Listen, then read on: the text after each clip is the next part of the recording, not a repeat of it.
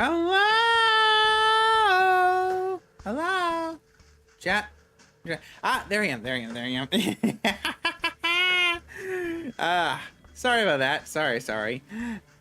Uh, the universe, I don't think the universe wanted me to stream today. I don't think it did. Hi, chat. Hello. So this was supposed to happen at 9:30. I was helping a friend. She and I helped doing a bunch of stuff today, which is fine. I don't care. They're like family. We got home though. Like we finally got home. It's just all of their stuff that I was able to do today is kind of all piled up onto each other. Like I losing track of time. Sucks. I hate myself, but you know what? We're finally here. We're finally sitting down so we can finally do this.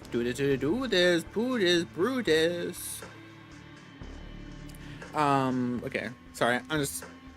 I was not in I need to turn my phone down, sorry. I want it to ring or notifications. Sorry, just not really good. This is not enough focused mental space. I'm feeling very scatterbrained. Sorry. Yep. Is it again? that wasn't me acting. That wasn't me being still. I really just spaced out for a second. Like I turned my head. Something kind of caught my attention, and like brain just went burp. I think I'm tired. I'm tired physically, a little bit mentally. I just didn't get a lot of sleep last night. Not because I wasn't laying down. It's just I was laying down and I just kept waking up. Every time I tried going back to sleep, I just woke up. I probably really shouldn't have done the stream, to be honest. But hey, we're here. I want to do a bit of the game. Probably want to do like probably to end the stream soon. It's gonna be a pretty short stream depending on how long this segment we do takes.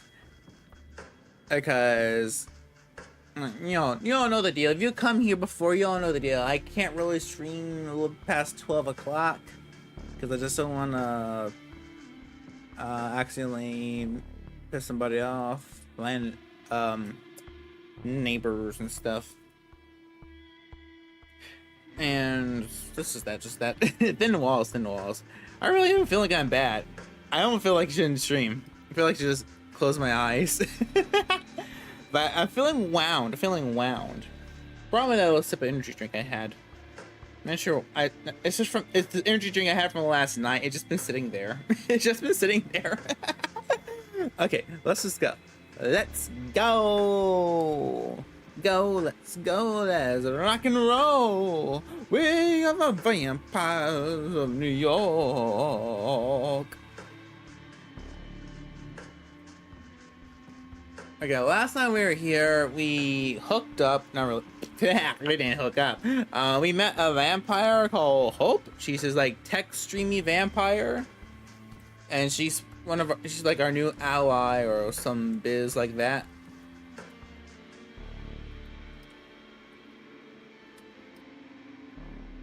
We read all the new terms. Can we not pick a new person? I guess we gotta rest before meeting the new people, right?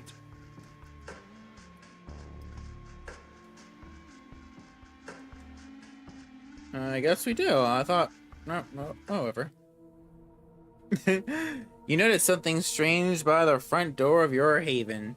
A letter has been slipped under the door in a cream-colored, old-fashioned envelope. There's no name on it, but you know it's meant for you. Opening the letter is clear. It's been sent by someone incredibly old-fashioned, rich, or a fan of classic stationery. No normal person sends letters like this. Sending a letter in this modern times? It must be a vampire. Burn the freak. The note is short and terse, written in elegant, delicate handwriting. You're cordially invited to a rendezvous at the Cathedral of St. John the Divine. I'll be waiting to make your acquaintance tomorrow night. Look for me closer to God.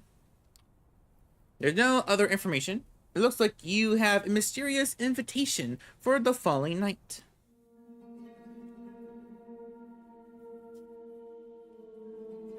It's a kind of magic.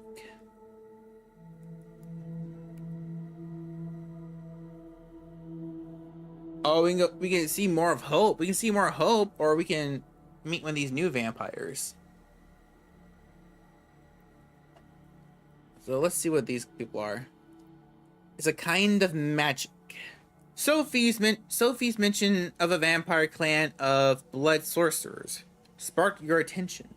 One of them, Agathon, could potentially be your introduction into the bizarre powers of the Tremere. Faith and Myth, Part 1. You receive an invitation to meet a mysterious someone at the Cathedral of St. John the Divine. Gumshoe in the Dark. A recent string of violent killings has the Red Hook district at Brooklyn on edge. Sophie mentioned that Coteries has a secret associate investigating the murders, a Nosferatu, notioned by the name of D'Angelo. If you help him out, he might be persuaded to form a lasting partnership. Jezebel child. Sophie mentioned a gangrel by the name of Tamika, who's made herself a haven in the Prospect Park. The Pharaohs aren't exactly a social bunch, even by kindred standards. But if you can keep her from clawing your eyes out just long enough, she might be persuaded to join you. Let's go with this new one, this Faith and Myth Part 1. You haven't been to a church since you became a vampire, or kindred, as euphemism goes. You've had to focus on concrete, practical things like survival and feeding. Was our character a religious person before becoming a vampire? He says hasn't been to church since I become a vampire. Dude, my bro, we only been a vampire for like 4 days. Or 5 days. 5 nights. I'm acting like it's been a long ordeal. You've learned the essentials of the vampire experience, but you don't have a clear idea of what it all means. The Cathedral of St. John the Divine is a New York landmark. You've been inside once before when you were much younger. You marvel at its Gothic facade. Looking at it now from across the street, it feels ominous. The prospect of an ominous invitation to a secret meeting is a worrying one, but the venue is well chosen. It's hard to imagine a violent attack in a place like this, with eyes everywhere. You enter the cathedral discreetly. You've quickly learned that this is an essential skill for a vampire. How to move without anyone noticing you. And the full force of the cathedral architecture hits you as you walk between the pews. If the architect meant to create the feeling of being small in the face of God's glory, mission accomplished. Based on the note, you're assuming that whoever you're meeting is somewhere in the front. As you step closer to the high altar, it feels as if something is dragging at your feet. As if the stone beneath you resisted your movement. Sorry. I was looking, something that popped up on my screen. Okay, it's nothing. It just distracted me.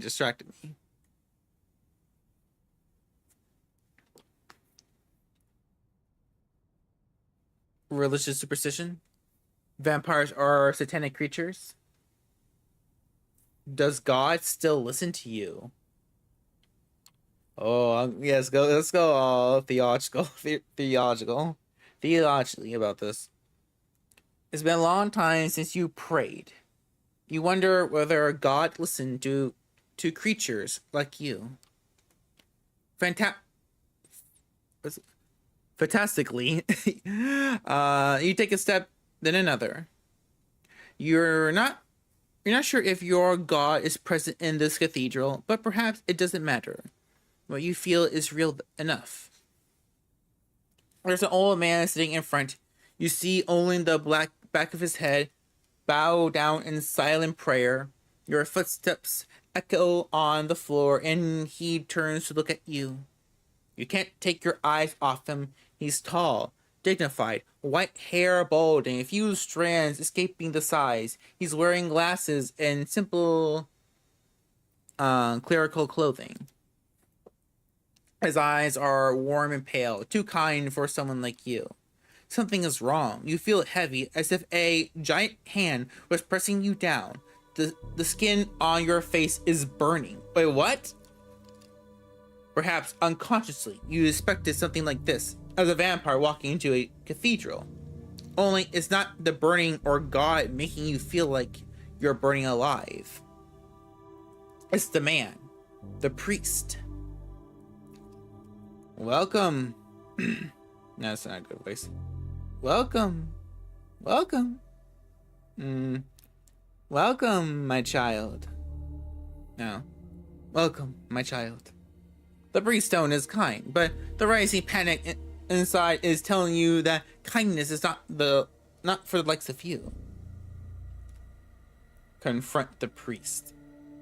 The only way to understand these painful feelings is to push forward and confront the priest. As you step closer to the priest, panic rises inside you. The emotions are hard to control. Fear, anger, and pain all trying to wrestle you in different directions away. Can I help you? Can I help you? Are you hurt? The priest talks to you like he would a lost vagrant who has chosen to enter the house of God. Please, it hurts. I'm sorry, Father. I'm so sorry. I got this one. It's all right. Do you wish to pray? It's simply too much. You mutter something incoherent in reply. You don't sound like a vampire, an undead being made powerful by immortal blood. You're just another sad, confused, lost soul. You turn around and stagger away, only feeling like yourself once you're back on the street outside. You stand on the sidewalk, confused and scared. No enemies seem to be attacking you. The priest didn't follow you. The night air is wet with the smells of the city, the same as every night. Oh, how did it feel? No. How did it feel? You look at the man speaking to you. He's well dressed, if a little archaic. Dark hair, handsome, like a character from an old movie. He smiles as if he knows something you don't. You glance around. There are people on the street. You don't appear to be in immediate danger. You do this to me? What? Yeah. Why did you do this to me? No, absolutely not. Let me introduce myself. My name is Bennett Siegel. We share many things in common, even if you don't know me. Bennett, is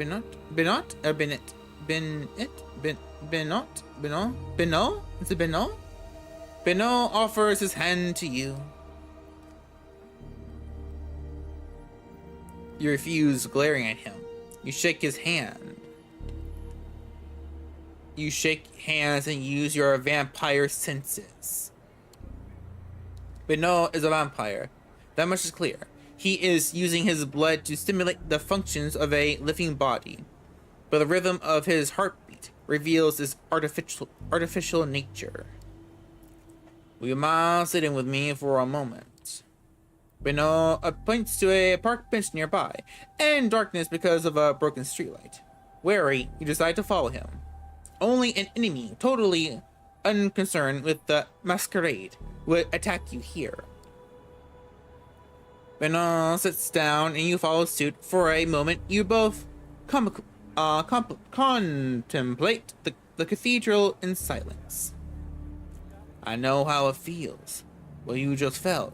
I have experienced it myself many a times. For a moment, you consider how to respond. It's clear Bernal sent the invitation to come here and orchestrate this little setup. Why did you invite me? Did you try to get me killed? This one. I want Edgar to be a little bit passive. What's the point? Why did you go to the trouble of getting me here? We share a connection, you and I. I'll explain it later, but right now, the important thing is that it's much easier to show than tell.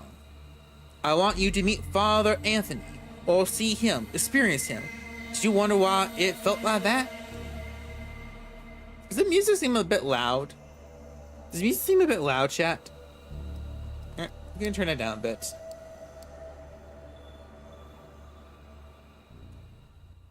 Too loud, too low, too low.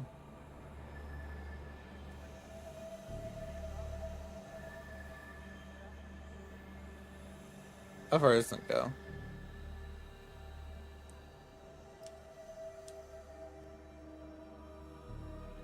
Is it a supernatural power? It was the priest. Yeah, it was a priest, because he made it seem like it was simply this being near the priest that did it. At first I thought it was because I was in a church. But then I realized it came from him. The priest. I'll think all right. It does come from him. It's his faith that makes you feel like that. He's safe in his beliefs, while you are the one of the damned. Do you ever wonder what's the role of a vampire in God's creation? You stop to think. Of course you wondered what this is all about. Whether it's about God or nature, you don't really know what being a vampire means. That's the trouble with the Masquerade. A human facade with a human problem can go online and find something that helps you. That helps. You can't. The Masquerade means that everything there is to know about your condition is secret, hidden away. You're left relying on the unreliable opinions of people like Bernal. Suddenly, Bernal takes your hand and presses it against his chest. As he stares into your eyes, you feel his heart stop. My heart no longer beats. I move. I talk. Is that how God intended us to be? There's a natural explanation? No, it can't be. Let me go. I got this one. No, it can't be. No, he didn't. I know he didn't. This is wrong. Yeah, yes, I agree. The question is, can there be salvation for the likes of us? Sometimes I'm skeptical too. But in Father Anthony's presence, I know faith is real. I know it's because it hurts so much that perhaps you have questions about faith and our kind. Yes, what are we? How do you know any of these stories are true? Perhaps we are divine, not damned. I go, what are we? How do you know any of these stories are true? Look at this one. There is the usual story, which most of us believe, especially before modern times. Cain was the first murderer. As punishment, God cursed him to walk in darkness and carry his mark. Cain passed on his curse as he drank the blood of the living, and thus we were born. God's curse passing on to someone new with each embrace. Maybe it's true. We all have our lineages, our sires, and the sires of our sires. If you trace those lineages all the way to the top, you will find Cain, the original vampire. I suppose God is cruel. The curse perpetuates itself, leading to new evils. These are just crazy vampire stories. This is a lot to take in. I don't think I want to care to mock religion, because he did say he was kind of faithful. This is a lot to take in. Disbelief. I trust in the Bible more than these crazy vampire stories. I know what's overwhelming. It was for me when I first met Father Anthony. I know there are others like him whose faith shines like a beacon. Priests, old ladies, children, anyone can have that conviction inside them. I have to pray for guidance. Before we're talking more, I have to pray for guidance. I don't know what to think, and I need help.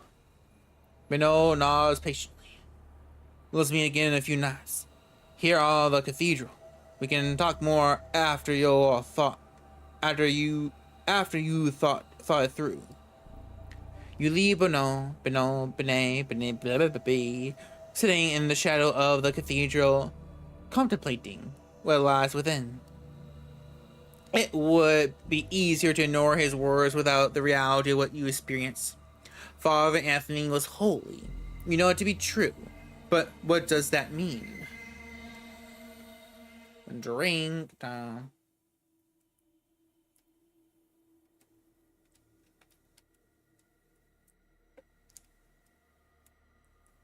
Okay, so we kind of make our character a little holy.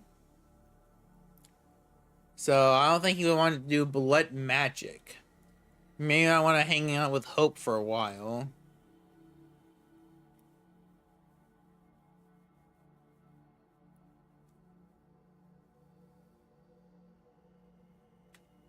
Maybe this one. Because maybe he'll want to help with these killings. As you make your way down Clinton Street, the incessant hum of traffic gives way to the ominous silence of the waterfront. You stop to take in the familiar bonnet of the Hudson, made all the more potent by your recently sharpened senses. Across the basin, the Red Hook grain terminal rears its rusty frame, once a bustling industrial area, now a sleeping giant splayed out on the riverbank, forgotten, abandoned. Conveniently so, especially for one of the hidden. Keeping to the shadows, you sneak closer to the dilapidated complex, making your way past hole-ridden silos and wobbly chain-link fences.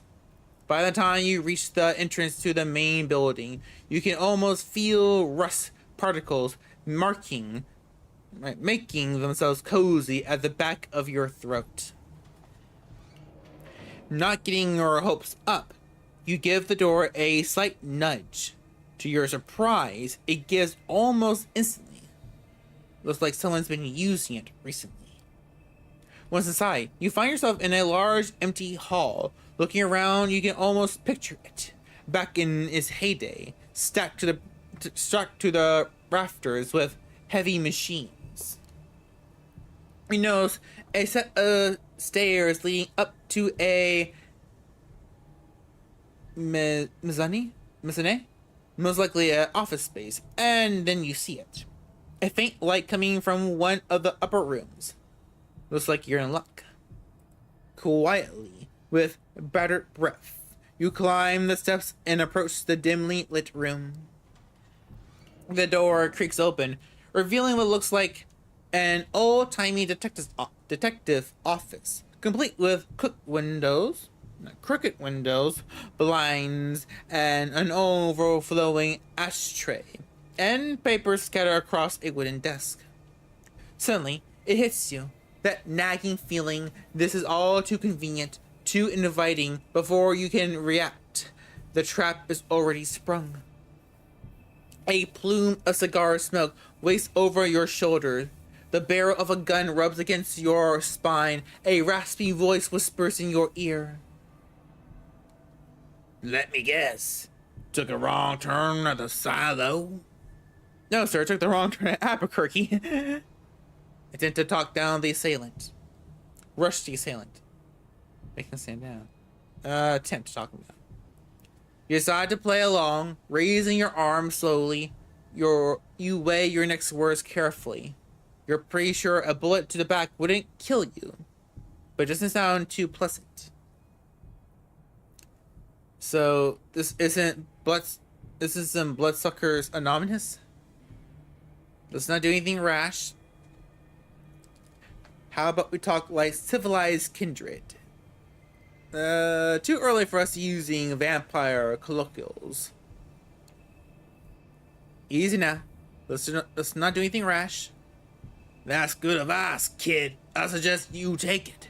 Anyway you want to play this, I'm all in. So what it'll be? The easy way or the hard way? Hard him. Let's go with easy. I'm here to talk. Good call. In a strange interplay of light and shadow, the stranger reappears behind his desk. Seeing him in his full, lack of a better word, glory, you can't help but smirk. This is the dreaded Nosferatu? No, it's a question. It's a question. This is the dreaded Nosferatu? The way Sophie described them, you were expecting some grotesque monstrosity. But this guy, the clothes, the swagger, the horrible detective routine, it all comes across as a bad joke. Still, when it comes to appearances, his lineage is undeniable. From 30 feet away, he could probably pass for a bum with a nasty skin condition. From 5 feet away, he looks like something made to be seen from 30 feet away. He leans back in his chair, casually pointing his gun at you. So, what brings you to my humble office? Are you looking for a Nosferatu? Are you D'Angelo? Yeah, this. You're the one they call D'Angelo. That's my name, kid. Don't wear it out. My friends call me Jin, so you better stick to D'Angelo for the time being. Now, I suggest you tell me what's this about. Otherwise, I kindly ask you to get the fuck out of my office. I can see why Quador keeps you. Charming. I can see why Quador keeps you around. His expression sours. Not a name you want to use casually to toss around, kid. But hey, I get it. You're not some random schmuck who wander here off the street. So let's get down to the nitty-gritty. Who I work for is less important than what I'm working on. However, I know, I'm here to help. There were Hook murders. I know. I want to help you catch the killer. His moldy lip twists into a smile. Do you now? D'Angelo lowers his shades for a few seconds. He sits motionless, with his eyes fixed on yours. Suddenly, he raises his gun, almost making you flinch. Almost. Then he twirls it into his shoulder holster, in a flashy display that definitely looks like it was practiced a lot in front of a mirror. You see the Nosferatu lips move, but the quiet mumbling clearly isn't meant for your ears. Listening in, you're able to catch a snippet of his monologue. Sure, they seem to care. What was the end game? What was their angle? Everyone got one, even they pretend like they don't. Especially What the hell? Maybe this town finally got to me. He paused, sticks his fresh cigar between his crooked teeth. Maybe a good leap of faith is just what the doctor ordered. Are you narrating?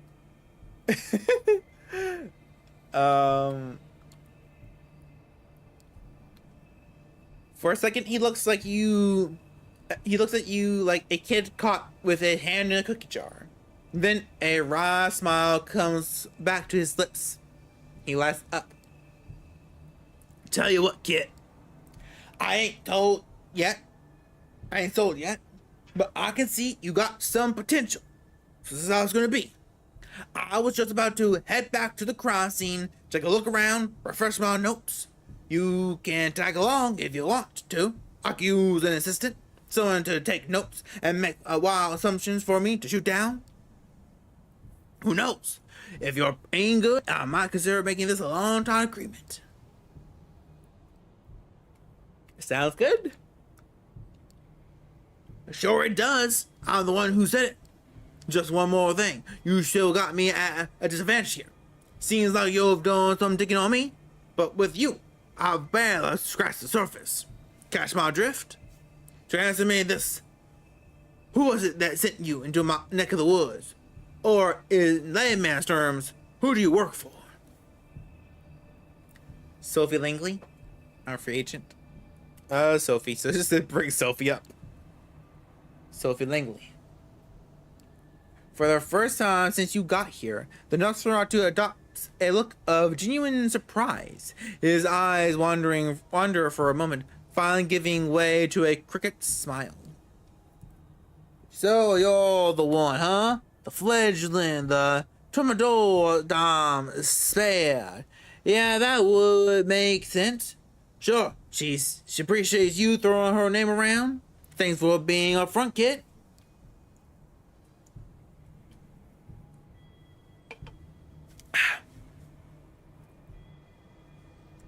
Yeah, wait for it to load. One blink is enough for you to miss D'Angelo vanishing from his chair. Just when you're about to look around, he reappears right next to you. Up close, his smile is even more unnerving. All right, moonlight's burning. Let's get cracking.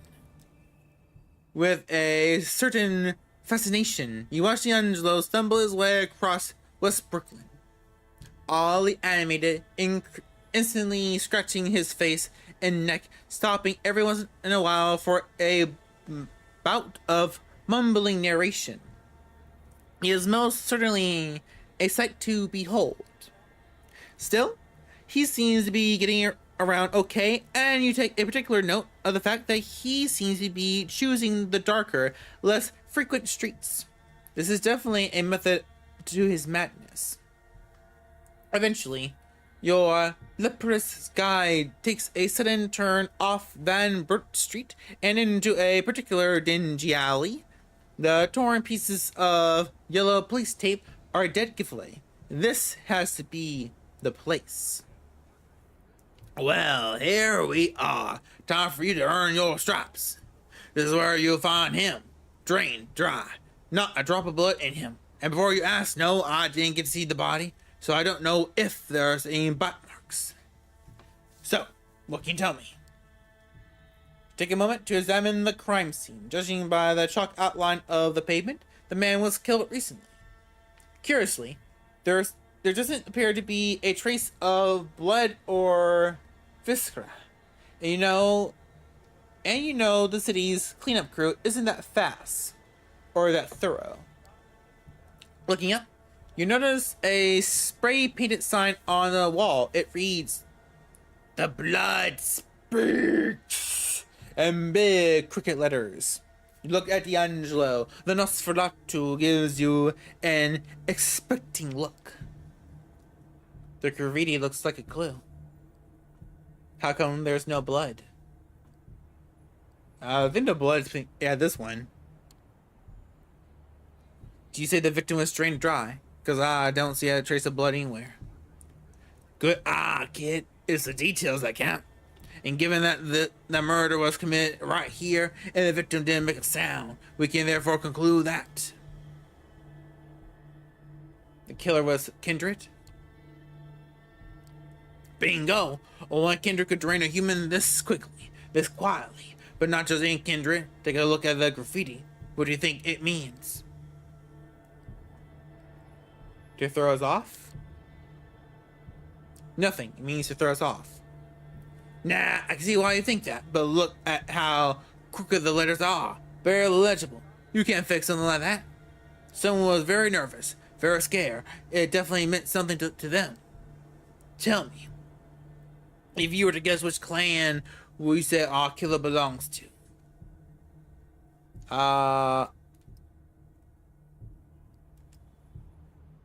Where are these clan names? Where are these clan names?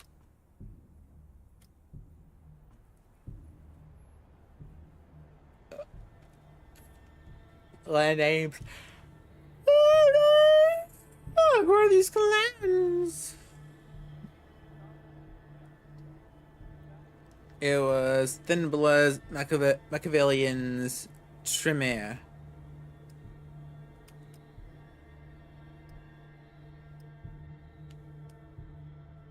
Let's try to go down.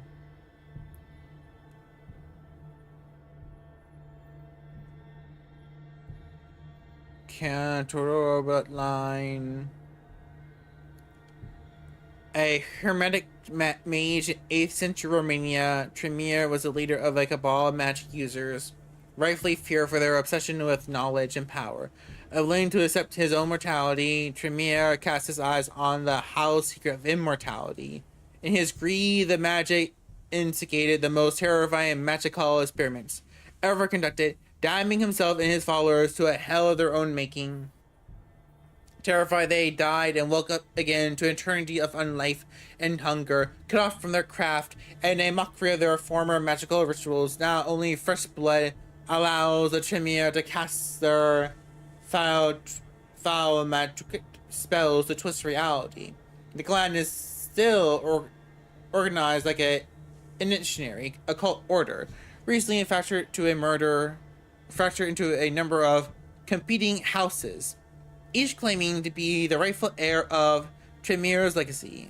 They see true power as knowing the ways of shaping the world, having access to the right blood, and owning the rarest of ancient artifacts. They usually refer to as warlocks, hermetics, or transgressors.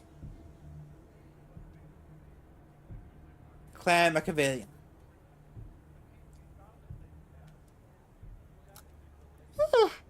Psychologists would diagnose the children of Malakov with schizophrenia, depression, obsessive compulsive disorder, or post-traumatic stress disorder. Sometimes, at all at once.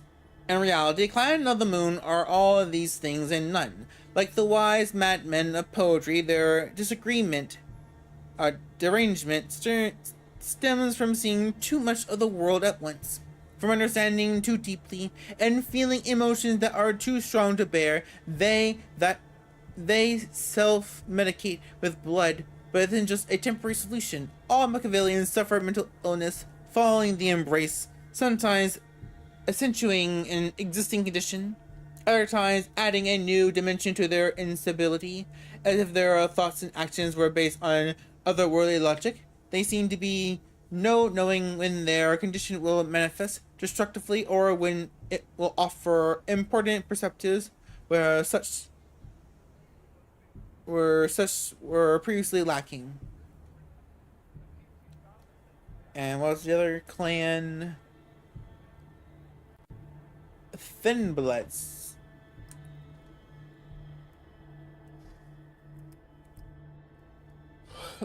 What's this Thin Blood?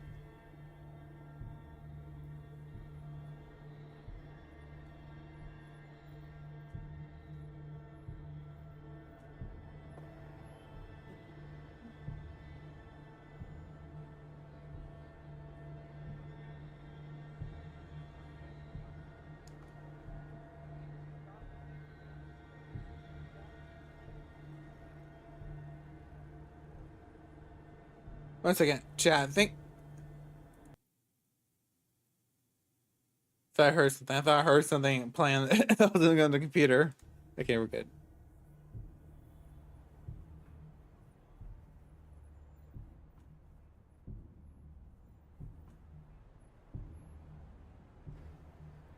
Oh, see the half blood thing they're talking, or thin blood that they're talking about.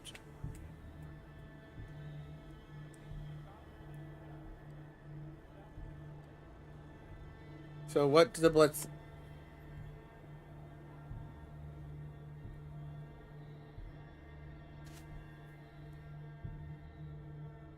I swear to God, I'm hearing things.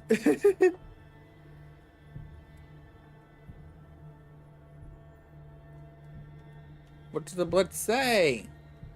The blood speaks in big cricket letters. Yeah, the magic users, right? Aren't the Tremere known as blood sorcerers? This was probably some fucked up ritual of theirs. The warlocks do tend to get creepy at times, but they're not exactly the Manson family. It's just not their style. I might be jumping to conclusions, but my money's on the Thin Bloods. Alright, so Thin Bloods is the new term. He pauses, spits out the mangled remains of a cigar. Shit. Looks like we're gonna have to pay Lawson a visit. The Thin Blood Primogene? Lawson. The Thin Blood Primogene? No, Lawson the bicycle repairman. Of course the Thin Blood fucking Primogene. Oh, that was a weird, kind of nice guy that we met at the last council gathering. Or social gathering. Where that guy got executed. Not sure if he knows who the killer is.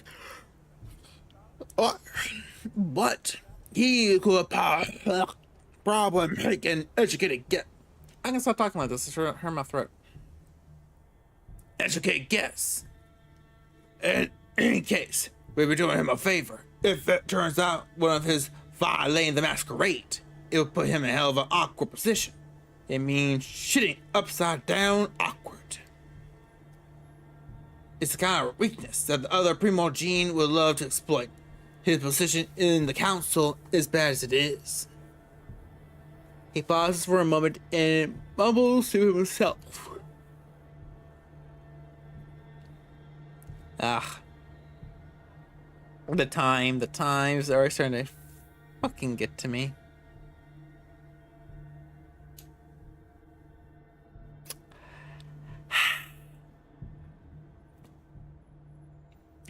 Finally, he lights up a fresh cigar, he takes a puff, and lets the smoke escape through his crooked smile. Alright, kid, let's get this over with. Compared to the industrial ugliness of Red Hook's Sterling place is quite a change of scenery. The heavily gentrified and pleasantly dull residential area emanates the source of peaceful apathy the rich hipsters scoff at and blue-collar workers dream of. All of a sudden, the Nosferatu stops. It's almost like he was taking a deep breath, standing, steeling himself for things to come. This is the place.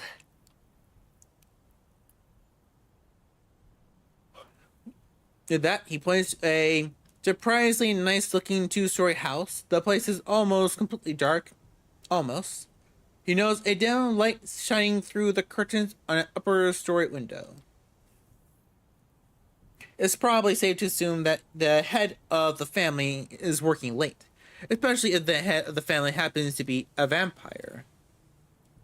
Okay, kid, we gotta be gentle about this. I'm taking velvet gloves, soft cushions. You rang, my lord Gentile? We need to get Lawson out here without making a fuss or letting his family see us. If we blow this, he'll shut down like a like a squeezy on a rad night. Trust me, I know. It sounds like you two have some history.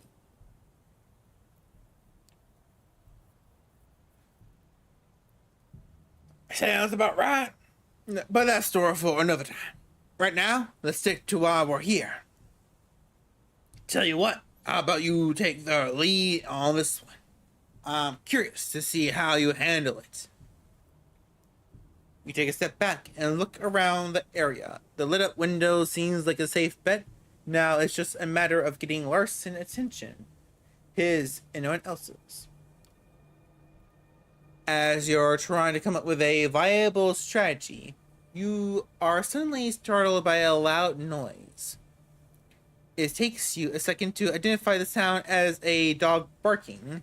It doesn't take you long to figure out where it came from. A bearded man leading a Rottweiler on a leash comes into view. Ring the doorbell. Throw a small rock at the window. Feeding opportunity. A man walking his dog. Well, we're not showing you blood on our screen. Actually, no, I can see it. I think I see a small spot on the left upper side. But we can hold off on the blood. Seeing no point in being around the bush, you walk right up to the door and ring the bell. D'Angelo wobbles up behind you in a comical attempt to remain stealthy. What the hell, kid? It means there's taking a direct approach, and then there's being a complete fucking idiot. Before you are able to explain yourself, you hear footsteps from inside the house. It sounds like someone is coming down the steps towards the front door. D'Angelo bites his lip and lets out a noise that sounds like a cricket dying. A cricket dying on throat cancer. You're guessing it was supposed to be an annoyed grunt. The door swings open and a very unamusing and slightly unshaven man in a turtleneck stands before you. You begin to wonder how a guy like that made it on the council this long.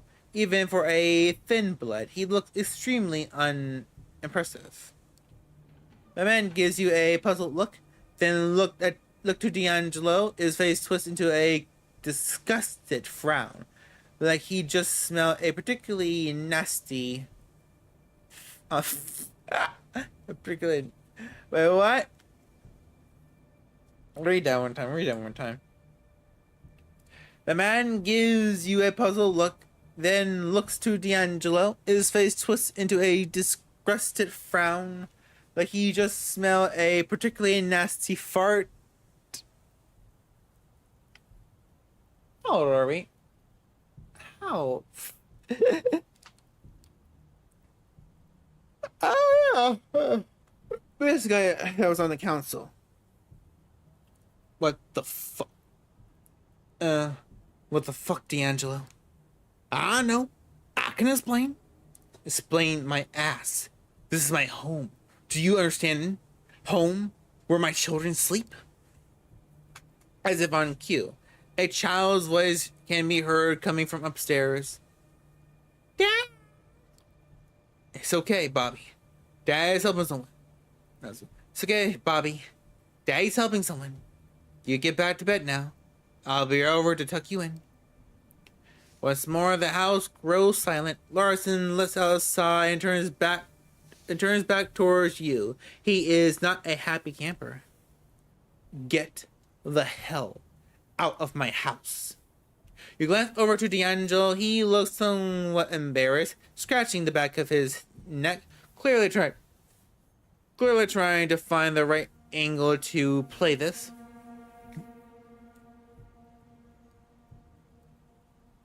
Give us 5 minutes.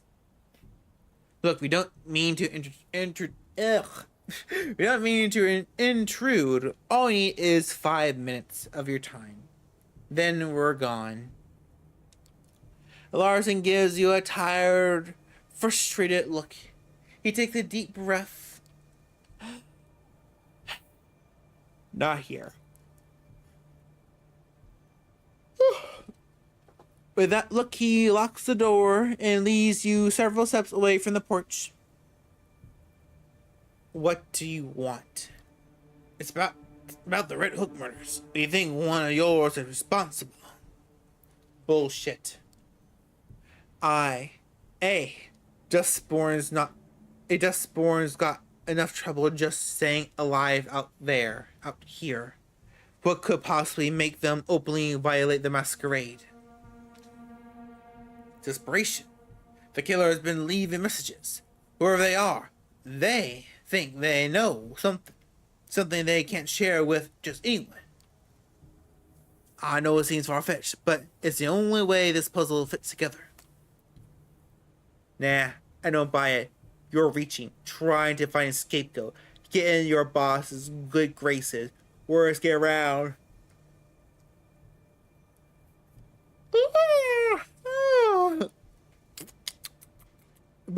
Sorry, guys. Sorry. Mute the mic real quick. Mute the mic real quick. Give me a minute.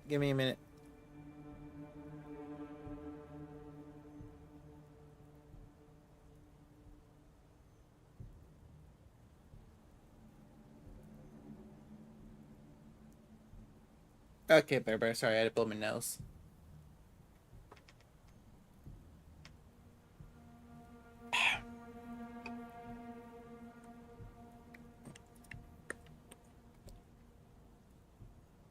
Then help us clear a name. Figures you cover for your own. With you stop asking politely, then help us clear a name.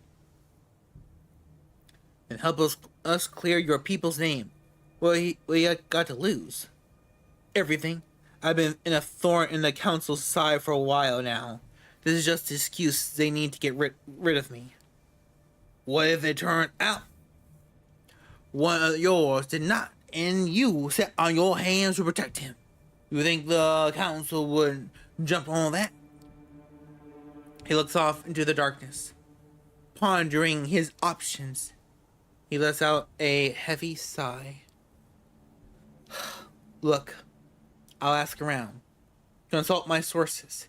If it turns out one of my own is responsible, they will face justice. In the meantime, keep your deductions to yourself. I have enough trouble as it is. Deal. Good. Now if you excuse me, I have to get back to my family. And with that, Larson retreats to the inclusive safety of his home. You decide it's best to move along. You walk a couple of blocks in utter silence. Even D'Angelo mumbling seems to have taken a back seat. Oddly enough, you find his newfound resistance somewhat unnerving. Finally, the Nosferatu stops and turns towards you. Hell of a night. I don't know about you, kid, but I sure could use a drink. Something warm, in a tall, sweaty glass. But first, let me tally your score. Let me see now. You didn't make a good first impression. I like someone who can talk themselves out of a tight spot. Talking jeeps, bullets, not so much. You held your own at the crime scene. Nothing I had to figure out on my own, but hey, we can't all be professionals. Now, finally, when the situation called for subtlety, you managed to avoid unwanted attention. Discretion is what separates a private dick from just any old dick. And all in all, you did fine. Not fine, but not bad for your first case. Don't let it get to your head. Oh, I earned a trophy. Was it? Convince D'Angelo to cooperate with you. Oh, God. Okay. I'll be in touch. Let me know if I hear from Lawson. Be ready to meet me at the office. He starts to walk away, but suddenly stops and turns back towards you. And Bring a notepad. Every good assistant should have one. Ugh, that kind of killed my throat. So we got a new word. Thin bloods. Vampire. One second. Let's see. Okay.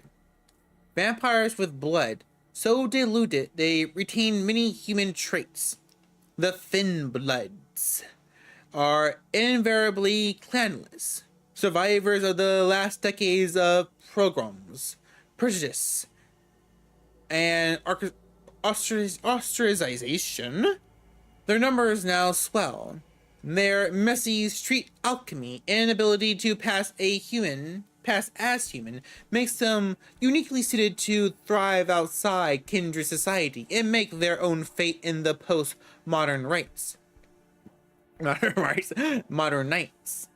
The thin-blooded can be of any mortal origin and are not affected by their parent clan's curse, nor by their preferences in the same degree as their sire.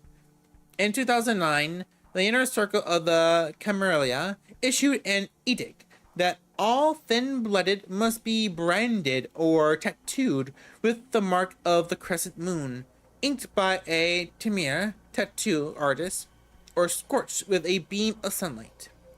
The brand is irreversible.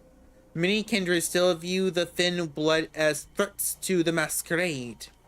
Weaklings, runoffs, abortions, and will destroy them if given the chance. Those who don't despise thin bloods tend to call them the young ones, chameleons, or dustborns.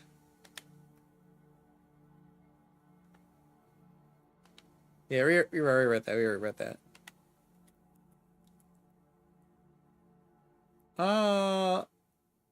Let's keep going for a second. Do. Drink.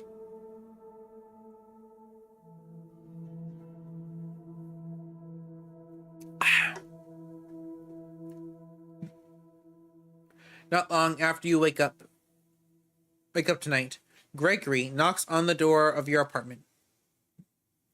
Ah, that's Gregory! This is our first time seeing his sprite, right? We didn't see him the last couple times. It feels... What voice should we give Gregory? Hey, it should be nice, right? Hey, came to pick you up. Miss Langley wants to see you. Do you know what she needs me for? What if I don't want to see her?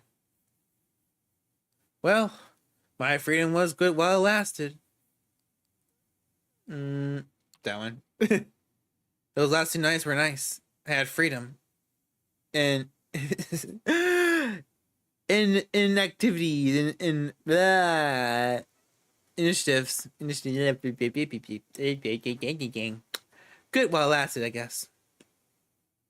He smiled apologetically. Don't shoot the messenger. The car is waiting, shall we? You wrestled with the same thought as a few nights ago. Maybe you should just leave, disappear, let Sophie find someone else to employ. But then you remember that anarch thug being cut down by Kodor, and how close you were to the same fate not even a week ago, and that it might still happen if you step out of line. You follow suit. As with your previous visit here, Sophie seems not entirely present when you enter. Her eyes are locked onto one of the paintings in the room. You're pretty sure it was here earlier, but she's behaving as if she's seeing it for the first time in her life, entirely entranced. Gregory clears his throat. Sophie turns to both of you, a bit of irritation in her countenance that soon gives way to a pleasant, warm smile. You're here. Excellent. Thank you, Gregory. Her driver leaves and turns her attention to you. I hope you had a good few nights and made some new acquaintances. But I have to say, I have to see you, Hanya. Thank you for coming. Not like I had a full choice. The change in mood. Go up. The change in mood of the room is so sudden and startling, it makes you consider the true power of vampiric charisma. Rationally, you know you're being manipulated, but you don't even care. Her eyes, her emotions, her entire body, language, all feel 100% genuine in expressing legitimate interest in you and your well-being. I have requests of you this night. I need you to find somebody for me and make a delivery. She points to the statue at the side of the room. You notice a plain-looking flash drive lying on the edge where the inanimate archer's bow touches the pedestal. The man you're looking for calls himself Kazar. Kazar? He has his eyes and ears all over New York, and is rare for something to happen here without his knowledge. I need you to take this flash drive and bring it to him. In exchange, he'll give you an address, which I need to know as soon as possible. We are about to ask what's on the hard drive, but Sophie proves to be one step ahead of you. Oh dear. Oh, don't worry about the contents. They are encrypted. A precaution for if the data falls into the wrong hands. But it won't. Correct? She gives you a smile that just a handful of nights ago would make you feel like melting. Oh, and Hanyo. Kazuya is a Nosferatu. That twisted form lineage of kindred. He is old, and his age has made him even more paranoid than others of his clan tend to be. He holds many havens and changes them often. From what I gather, he or one of his servants should be found at the park on Coney Island tonight. We have to identify them somehow. I am told Kazuya has spent many of his nights these past few years being driven around the city in a black limo. Maybe keep an eye out for it. That smile again, but much shorter. Anything more on Kazuya? Do you need me to trade with Kazuya? Or Kazuya?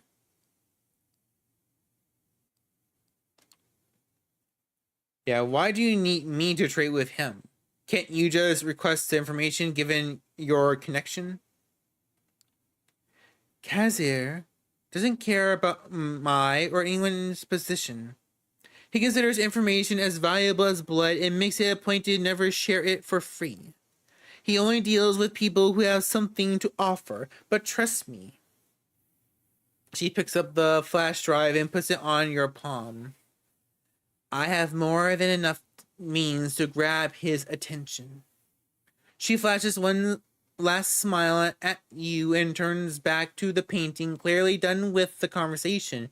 You pocket the flash drive and head out towards Coney Island. Takes you the better part of an hour to reach the lights and sounds of the Coney Island amusement park from the city.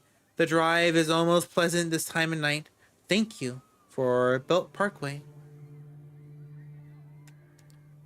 There are plenty of people here tonight, but nobody who stands out as a traveler, pure venor, secrets. Then again, if they did stand out, it would be a kind of pointless, right? Nothing to do but figure out the right approach.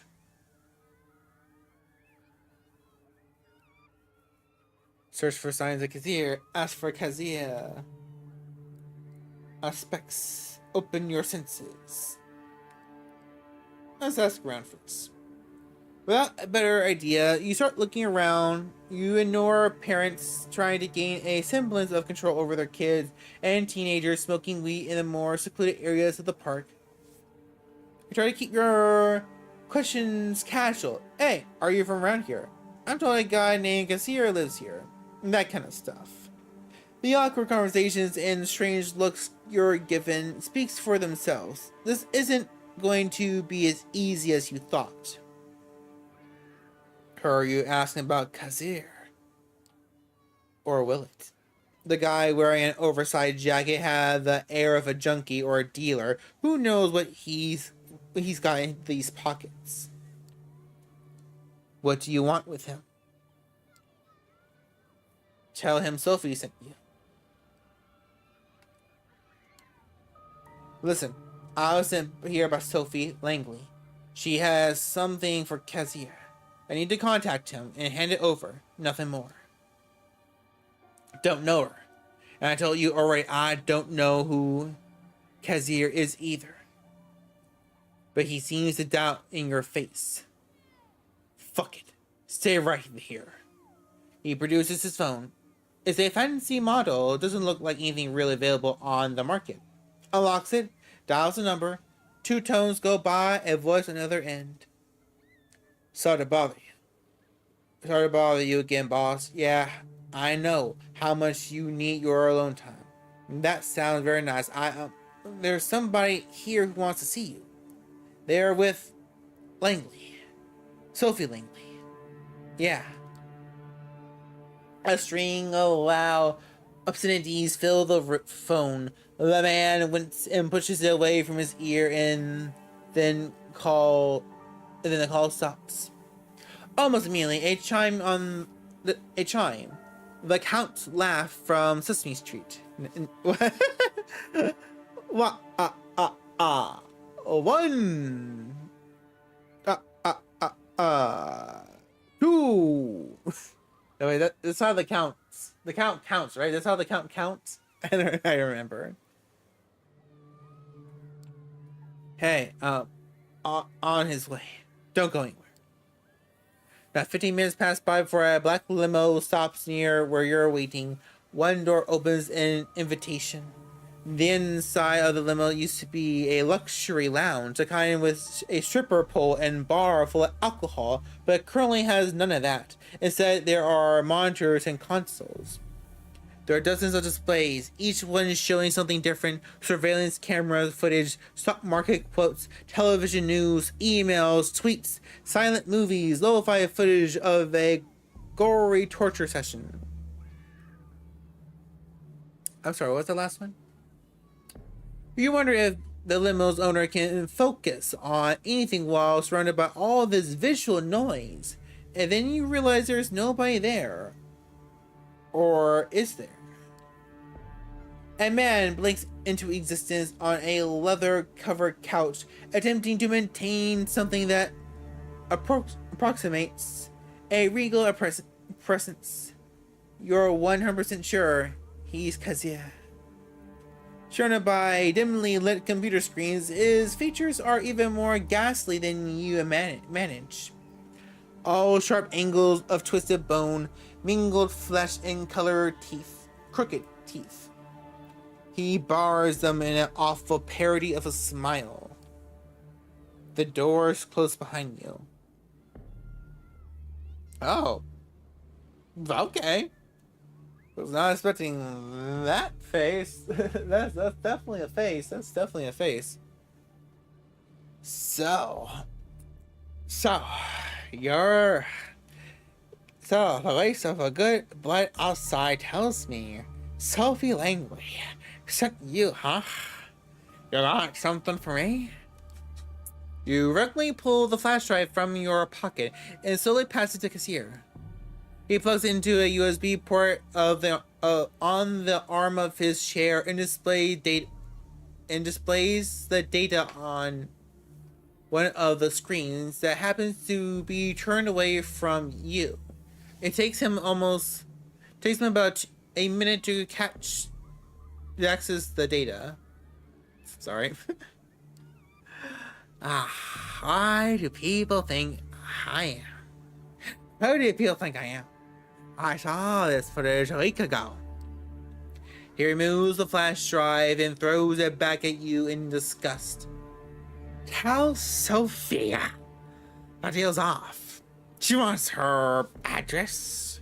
She can give me something else.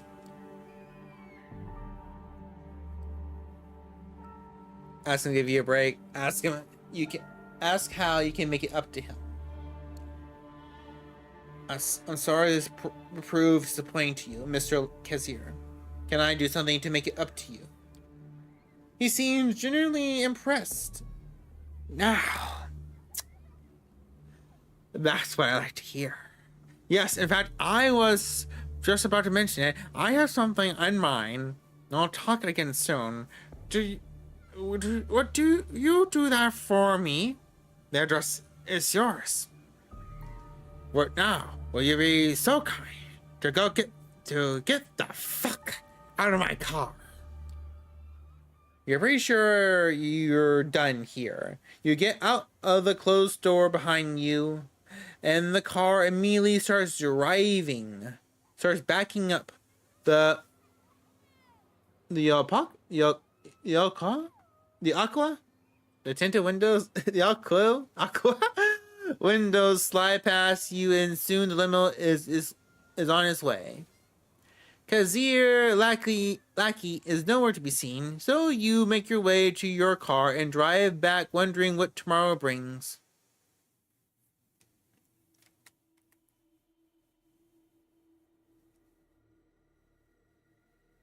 Ooh, which one should we do? I think let's just make out that for now.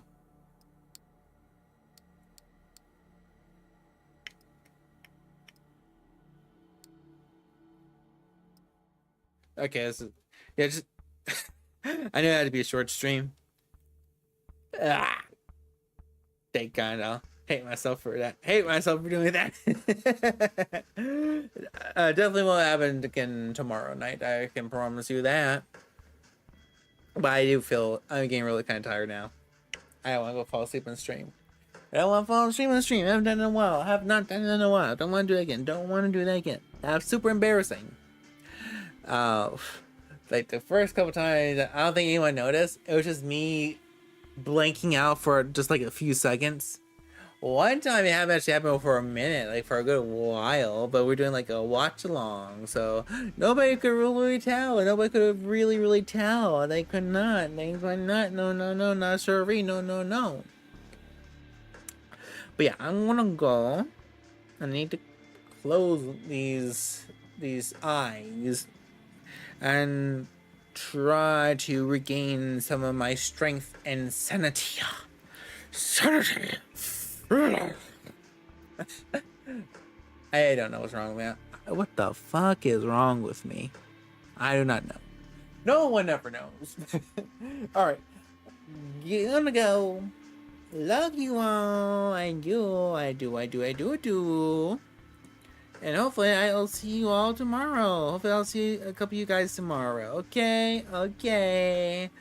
We're gonna be playing Pinocchio tomorrow. We're gonna kill some puppets. Yeah, it's gonna be fun. Alright. Really though. Bye-bye.